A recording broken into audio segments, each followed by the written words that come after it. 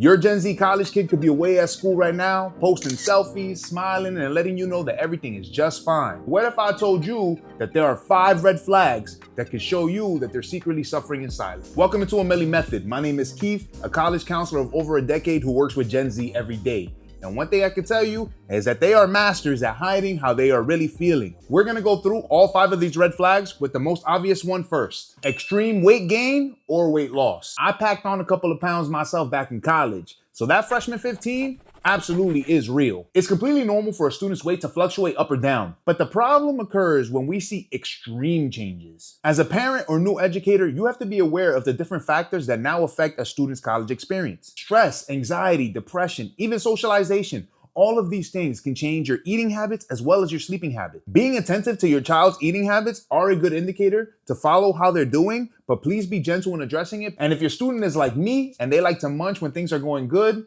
then you have to start wondering, what if things are too good? That can lead us to the second red flag. Over the top positivity. When everything sounds perfect all the time, I do not consider that a good thing. College is great and fun, but Gen Z has developed a new skill, the ability to mask how they are feeling. I'm fine. Everything is great. I'm chilling. That's all well and dandy. And as your counselor, I'm happy that you're doing great. But then I start to ask questions. Is everything in class going great? How are things back home? Talk to me about your social circles. Are they only focusing on the positives while letting things in the back fall apart? I don't like to dull anybody's shine, but if every single time I see you, everything is sweet, then I need to wonder, when are things not sweet?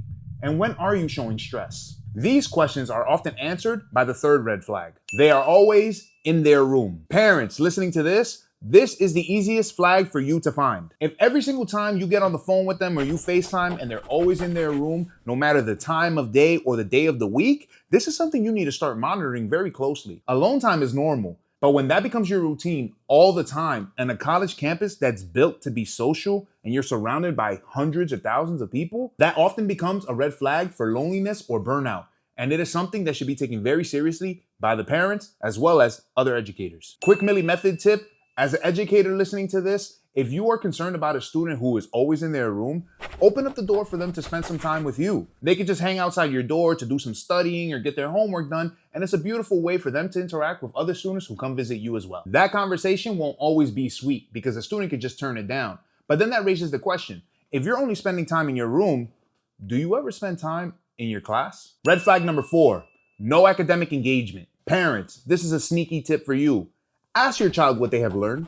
Dig deep to see what are they walking away from their classes. And of course, you have to toe this line very carefully. It's not that you're interrogating them, but I think that you should take an honest glance at, is my child learning?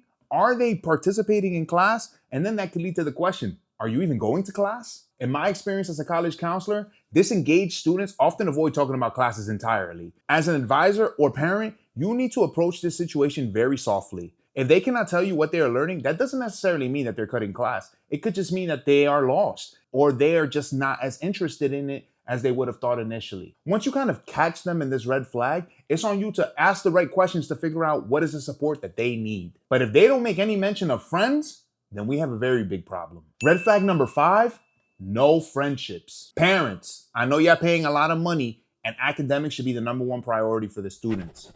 But I'm going to let you know, do not underestimate the power of socialization. College is challenging in all aspects. The biggest thing that keeps students in college happy is socialization and community. While your child is away, ask them, have you made any friends? If your child is disconnected or shy, that could be a sign for much bigger things. Social anxiety, isolation, or just feeling out of place. So if you want to make a difference, speak to your child, figure out what their interests are, find the location of these places, and motivate them to go. Now, those are the 5 big red flags. Parents, this bonus is just for you. Your child coming home every weekend. Parents, I know that this one is gonna warm your heart seeing your child, especially after they have left away for school. But I'm letting you know, every single weekend that they come to see you is another weekend that they are not building connections with other people. And it's another weekend that they are only further isolating themselves from their community. Seeing them often may feel good to you, but it's not good for them. These 6 red flags do not mean that your student is doomed, but they do mean that it's time for you to check in. Please do not confront them with judgment. Approach them with support. The best thing that you could do is show them that you see them and that you care. If this video helped you spot something in your own student that you didn't see before, then please like and subscribe. Let me know in the comments how you feel. And if you want to learn more about Gen Z and how to navigate, please check out this video here. I appreciate y'all. I love y'all. Peace.